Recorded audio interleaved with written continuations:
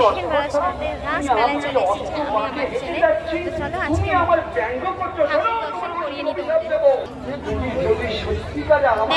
এই যাচ্ছে পুরো মণ্ডপটা। আর মেন মণ্ডপের প্রথমেই আছে দেখো শ্রীকৃষ্ণ ভগবান।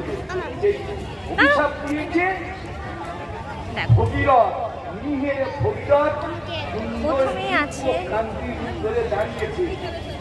তাহলে কি অভিশাপে পূর্ণ হলো, দাঁড়িয়েছে উপমান সুন্দর। আর সুন্দরের জন্য মানে সুন্দর বলতে কি পুরুষ আর নারী, এই সুন্দরী তো জগৎ গেল। সুন্দরীর মন সুন্দর নয়, দেখতে সুন্দর। মধুর বৃন্দাবনে ঢুকতেই দেখো শিব ভগবানের দর্শন, পাশ থেকে প্রবেশ করতে হবে। চলো আস্তে আস্তে আমরা প্রবেশ করবো।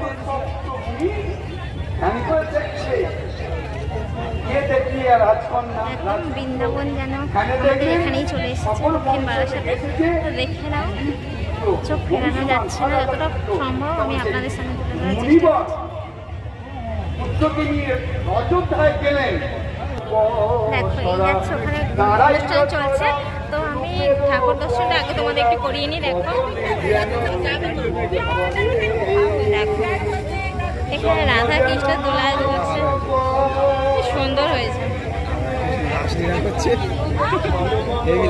রাসলীলা ক্ষেত্র একদম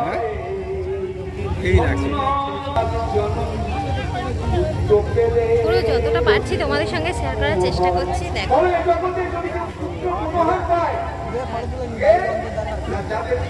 আমরা ঢুকবো একদম ভিতরে, মধুর বৃন্দাবনের ভিতরে। দেখো এইরকম পদ্মা স্রোতে উপরটাকে নিয়ে যাচ্ছে। এই যে পদ্মা সরিয়ে প্রচুর ঠাকুর। এখনকার ছোট মায়েরা ছেলেরা কিছু আছে বাবা মার জন্য প্রাণ কাঁদে। আর আমাদের হিন্দু ধর্মে